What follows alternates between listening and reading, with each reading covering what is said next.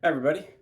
I'm back here from a rather long hiatus to talk a little bit about this banjo here that you might have seen on the channel a good 6 or so years ago. But since then, I've done a couple of changes to it, and I'm also going to be putting this one up for sale. So I'll probably have the link somewhere down in the description. But I thought I'd talk a little bit about this banjo. So this is a Carver Banjos kit banjo. Nowadays, the kits that he sells are made with solid walnut. They have bent rims and stuff like that. This is one of the older ones from around 2018. So basically, the way it works is you have these two plywood plates that are sandwiched together, and then you have your head with the tone ring, and then a wooden plywood ring in there as well. So one of the first changes that I made to this is that I did swap out the head. It originally had a white plastic head on it. I switched it out for a Remo Renaissance drum heads, 8 inches in diameter. And along with that, one of the changes that I made was originally the way that the head was tightened was just by tightening the two plates, and that would tension the head. This I set up a little bit differently. This has a series of holes here which have T-nuts and set screws in them. And basically what you do is you can tighten or loosen those, and that'll push the head assembly more or less towards the top plate, allowing you to adjust the tension. The other big change that I made with this banjo was that it originally had a plywood neck out of the same plywood that the rim is made from. I ended up taking that off and swapping it out for a neck that I made from this piece of walnut. It's roughly an inch thick, although it's maybe like a 16th less in the carved portions, and it's about an inch and a half wide at the nut. So this is just one solid piece. It doesn't have a truss rod or anything or a separate fingerboard. It's just threaded directly into the walnut.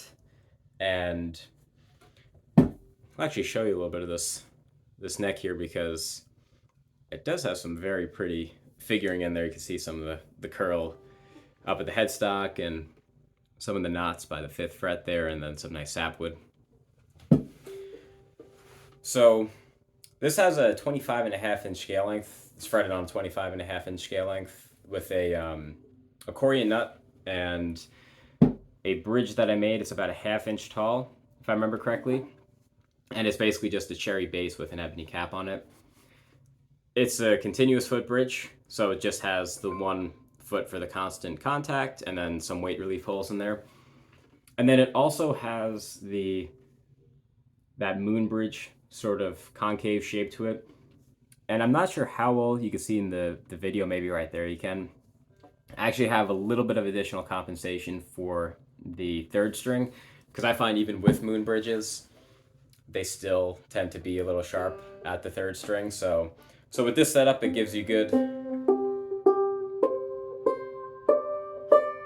intonation across the board there at the 12th fret. Another thing worth noting is I have played this banjo quite a bit, so there is some fret wear around the first 5 frets. It probably won't show up in the video too well, but you can see it in the pictures in the listing. But it's not enough to cause any fret buzzing, so you could hear when I play these frets.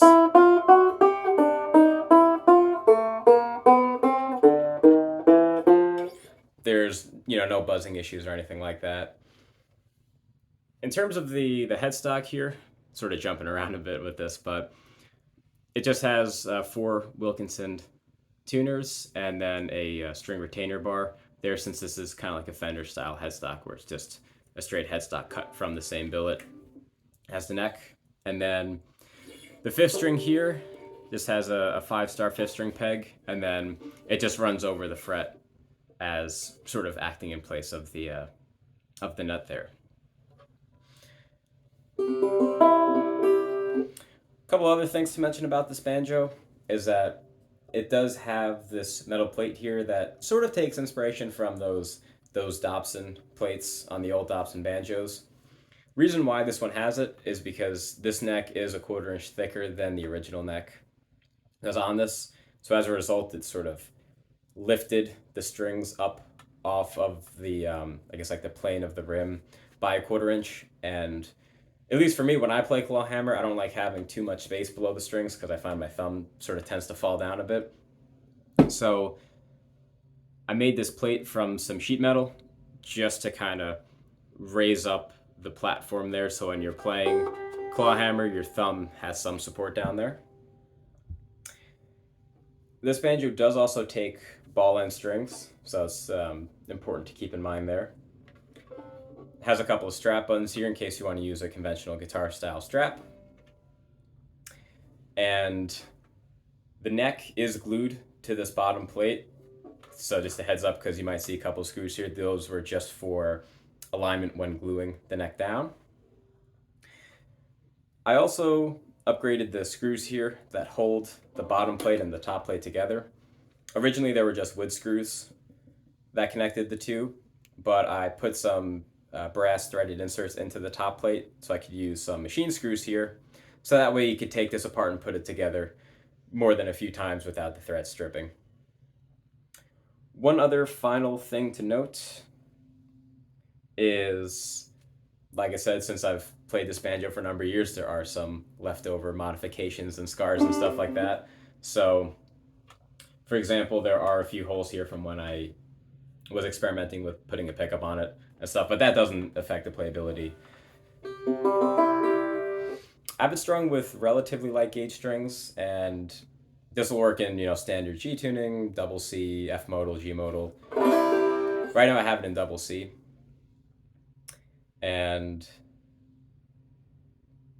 it's not the loudest banjo out there, as you can imagine, since it has a relatively thin sound well, I guess you can call it, and not the largest head.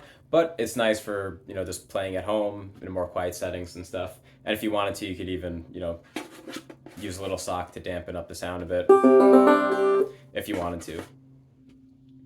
But yeah, that's pretty much most of the details about the banjo. I'll play us out here with one of my favorite tunes called the Boatman.